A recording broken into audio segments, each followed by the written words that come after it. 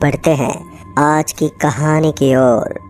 दोस्तों, शाम के करीब 9 बजे के आसपास जब मैं कटलरी यूनिवर्सिटी के पास पहुंचा तो मुझे पता चला कि कल इस यूनिवर्सिटी के अंदर कोई प्रैक्टिकल एग्ज़ाम नहीं था। और जब मुझे पता चला तो मुझे एक बहुत ही तगड़ा झटका लगा। इस तरह अचानक से एग्ज़ाम को आगे बढ़ा देना मुझे बिल्कुल भी अच्छा नहीं लग रहा था और मैं इसका गुस्सा वहाँ के टीचर पर उतारने वाला था, लेकिन वहाँ पर मेरा गुस्सा सहने के लिए कोई भी टीचर मौजूद नहीं था। इसलिए मैं खुद में ही बड़बड़ाते हुए वहाँ से वापस से निकलने लगा। फिर उसके बाद हमें खबर मिली कि एग्ज़ाम को आगे बढ़ाने का एक कारण था और वो ये था कि पिछले कुछ दिनों में यहाँ बाहरी इलाकों में काफ़ी दंगे हुए थे और ऐसे स्टूडेंट को कुछ भी प्रॉब्लम हो ये यूनिवर्सिटी बिल्कुल भी बर्दाश्त नहीं कर सकती थी। इसलिए उन्होंने इस एग्ज़ाम को करीब 17 दिनों के लिए आगे बढ़ा दिया था। और जैसे मुझे इसके बारे में पता चला तो मेरा तो दिमाग ही घूम गया। मुझे तो समझ में नहीं आ रहा था कि आखिर ऐसा भी कैसे हो सकता था कि मैं काफ़ी दूरी को तय करने के बाद यहाँ तक पहुँचा था और मुझे फिर से यहाँ के धक्के खाने थे। ऐसे में मैं अपने माथा पकड़कर वहीं पर बैठ गया, मगर अब घर जाने के अलावा मेरे पास दूसरा कोई चारा भी नहीं था। कल जो हमारे एग्ज़ाम होने वाले थे उस एग्ज़ाम के पीछे मेरे 3 सालों की मेहनत भी बरकरार थे। दरअसल मैं कॉलेज के पिछले 3 सालों से प्रैक्टिकली देता आता था और प्राइवेट स्टूडेंट होने के कारण मुझे दूसरी जगह पर जाकर प्रैक्टिकल देना पड़ता था। ऊपर से यहाँ पर मेरी कोई जानकारी भी नहीं थी। ऐसे में मुझे इस चीज़ के बारे में यहाँ आकर ही पता चला। फिर उसके बाद मैं वापस निकलने लगा क्योंकि मुझे यहीं से बस पकड़नी थी। तो मैंने सोचा कि मैं 9 बजे किसी होटल में रुक जाऊंगा और फिर उसके बाद वापस सुबह ही निकल जाऊंगा। मेरी एग्ज़ाम भी पूरी हो जाएगी और आराम से दूसरे दिन को भी काट लूँगा। लेकिन जैसे मुझे पता चला कि एग्ज़ाम नहीं होने वाली थी तो मुझे लगा कि यहाँ पर रहकर पैसों को बर्बाद करने से तो अच्छा है कि मैं यहाँ से वापस निकल जाता हूँ। और उसके बाद मैंने ऐसा ही किया। मैं वहाँ से तुरंत ही वापस निकल गया क्योंकि मैंने सोच लिया था कि अब मैं सीधा बस स्टैंड पर जाऊँगा और बस स्टैंड से सीधा अपने घर के लिए रवाना हो जाऊँगा। वैसे तो मुझे करीब 110 किलोमीटर का सफ़र करना था, मगर यहाँ से हमारे शहर में बस का जाना एक आम बात थी क्योंकि यहाँ काफ़ी सारी ऐसी बस थी जो अक्सर हमारे गांव तक का सफ़र करती रहती थी और वो हर 10 से 15 मिनट के अंदर ही चलती थी। इसलिए मुझे काफ़ी ज़्यादा परेशानी तो नहीं होने वाली थी। फिर उसके बाद मैं किसी बस के इंतज़ार में बैठ गया और उसके थोड़ी देर के बाद ही एक बस मेरे बगल में आकर रुकी। तो मैंने देखा कि उस बस के अंदर मुझे काफ़ी सारे लोग नज़र आ रहे थे और मैं बड़े ही शांति के साथ एक सीट पर जाकर बैठ गया। अब धीरे धीरे बस चलने लगी थी और हम एक खंडर स्थान पर पहुंच गए थे। फिर उसके बाद कंडक्टर मेरे पास आया और बोला, भाई साहब अपना किराया निकालिए। ये सुनते मैं अपनी जेब को टटोलने लगा, लेकिन जब मुझे पता चला कि मेरी जेब में मेरे पास पर्स नहीं था तो मैं तो पूरा हैरान हो गया। मैं ऊपर से लेकर पूरा नीचे तक शून्य रह गया।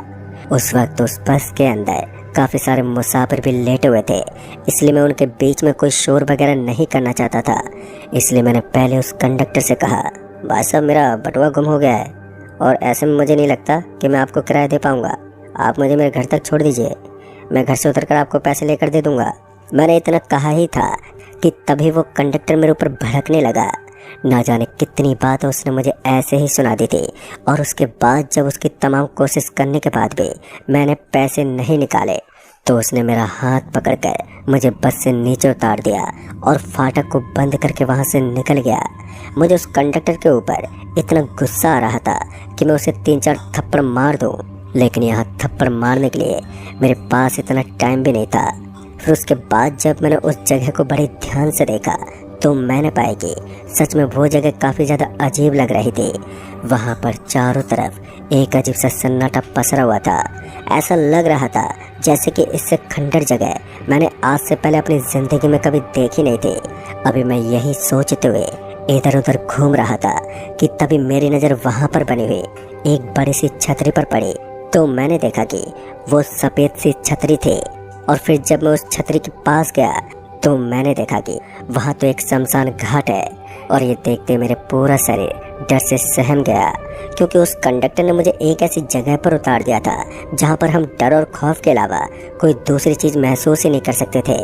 उसके बाद जब मुझे लगा कि मुझे यहाँ से निकलना ही चाहिए, तो मैं इधर उधर किसी रास्ते की तलाश करने लगा।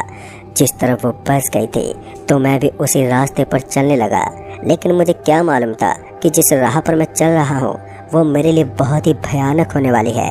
और तभी मैं हल्के हल्के कदमों के साथ ही लगातार बढ़ते जा रहा था जिस तरफ वो बस गई थी। फिर कुछ दूर जाने के बाद मुझे अपने सामने की तरफ विशाल दूरी में फैली हुई एक तारबंदी नजर आने लगी, और उस तारबंदी को देखते मैं समझ गया कि इस जगह का अंत तो यहीं पर होता है। फिर वो बस किस तरफ गई होगी। अभी मैं यही सोच रहा था कि तभी अचानक ही मेरे पीछे से आवाज़ आई कि एक बार जो यहाँ पर फंस जाता है वो दोबारा यहाँ से इतनी आसानी से नहीं निकल कर जा सकता।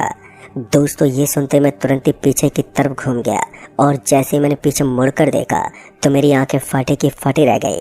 दरअसल मैंने देखा कि अब जिस जगह पर मैं मौजूद था बिल्कुल मेरे पीछे की तरफ एक बेहद ही लंबा सा आदमी खड़ा था, जिसकी हाइट काफ़ी ज़्यादा लंबी थी। उस आदमी को देखकर ना जाने क्यों लेकिन मुझे अजीब सा महसूस हो रहा था। फिर उसके बाद वो आदमी मेरे पास आया और उसने कहा, यहाँ पर काफ़ी लोग इतनी रात को आए लेकिन कोई भी यहाँ से बचकर नहीं जा पाया।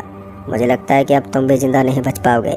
उसकी बात सुनते ही मेरा गुस्सा 7वें आसमान पर पहुँच गया, और फिर मैं उसे धक्का देने के लिए उसकी तरफ जाने लगा। लेकिन जैसे मैंने उसे धक्का देने की कोशिश की तो वो अचानक ही हवा में धुआं हो गया, और ये देखकर मेरा शरीर जो कि काफ़ी गर्म था अब वो ठंडा पड़ गया था, और मुझे एक अजीब सी बेचैनी होने लगी थी। मैं इतना तो समझ गया था कि मैंने किसी गलत व्यक्ति से पंगा लेने की कोशिश की थी, या फिर यूँ कहें कि मैंने किसी गलत भूत से सामना करने की कोशिश की है। अभी मैं कुछ करने की फिराक में ही था कि अचानक ही मेरा बदन एक पेड़ की टहनी से टकरा गया, और फिर मैं सीधा आगे की तरफ गिर पड़ा। जैसे मैं नीचे गिरा तो मुझे ऐसा लगा जैसे कि मैं किसी लोहे की मजबूत वस्तु से टकरा गया हूँ। इतनी जोरदार टक्कर होने के बाद भी किसी तरह मैं उठने की कोशिश तो कर रहा था, और उसके बाद जब मैं उठा तो मैंने देखा कि वहाँ पर एक लोहे की बड़ी सी संदूक पड़ी थी, और उस संदूक को देखकर मैं और भी ज़्यादा हैरान हो गया। उस लोहे के संदूक के ताले लगभग खुले हुए थे, इसलिए मैं उनको देखने के लिए उनकी ओर जाने लगा। फिर उसके बाद जब मैंने किसी तरह उस संदूक को खोला और उसके अंदर की चीज़ को देखा तो मुझे ऐसा लगा जैसे मुझे 400 वोल्ट का झटका लगा था। तभी मैंने देखा कि उस संदूक के अंदर उसे आदमी की लाश पड़ी नजर आ रही थी। एक नॉर्मल इंसान को डराने के लिए बस इतना काफ़ी होता है। मैं भी अब पूरी तरह से डर गया था। मेरी सांसें भी अब ऊपर नीचे होने लगी थी, और मुझे ऐसा लगने लगा था जैसे कि मैं किसी के साथ हैवानों की बस्ती के बीच में आकर फंस गया हूँ, और यहाँ से मेरा बचकर निकल पाना काफ़ी ज़्यादा मुश्किल हो गया था। फिर उसके बाद जैसे मैंने उस संदूक पर पड़े आदमी को देखा तो मैं धूम दबाकर वहाँ से भागा, और जिस तरफ मुझे कोई भी रास्ता नजर आ रहा था तो मैं उसी रास्ते को पकड़कर भागता रहा। और कुछ दूर आगे जाने के बाद मेरी नज़र एक रोशनी पर पड़ी तो मैंने देखा कि वहाँ पर कुछ जल रहा था। मुझे लगा कि शायद कोई आदमी होगा जो वहाँ पर आग जलाकर बैठा होगा, इसलिए मैं अपने कदमों को तेज तेज पटकते हुए आगे की तरफ जाने लगा। लेकिन इससे पहले कि मैं आग के पास पहुँच पाता कि मुझे अपने पीछे की तरफ से एक भारी भरकम आवाज़ आई, और इस आवाज़ को सुनते मेरी रूह कांप गई, क्योंकि ये उसी आदमी की आवाज़ थी जो कि कुछ देर पहले संदूक में गिरा था। जैसे मैंने पीछे मुड़ कर देखा तो इस बार मैंने देखा कि अब वो पहले से ज़्यादा भयानक हो चुका था। उसके दोनों दांत अभी भी मेरे गर्दन के अंदर धंसने को बेकरार हो रहे थे, और उसके लंबे लंबे नाखून मेरे पेट को चीरना चाहते थे, इसलिए वो बहुत ही भयानक नज़रों से मेरी तरफ देखता जा रहा था। मेरी सांसें अब लगातार ऊपर नीचे होने लगी थी, और अब तो बिल्कुल भी समझ में नहीं आ रहा था कि मैं करूँ तो करूँ क्या। इसलिए मैंने नीचे से मिट्टी उठाई और उसकी आंखों में उड़ेलने लगा, लेकिन इससे भी कोई फ़ायदा नहीं हुआ, क्योंकि वो कोई इंसान तो नहीं था बल्कि एक प्रेत था जिसकी आंखों में मिट्टी जा पाना नामुमकिन था। अगर मैंने हिम्मत नहीं हारी और लगातार नीचे से मिट्टी को उसकी तरफ उड़ाता रहा तो उसके बाद मौका देखकर फिर से मैं उसकी तरफ भागने लगा।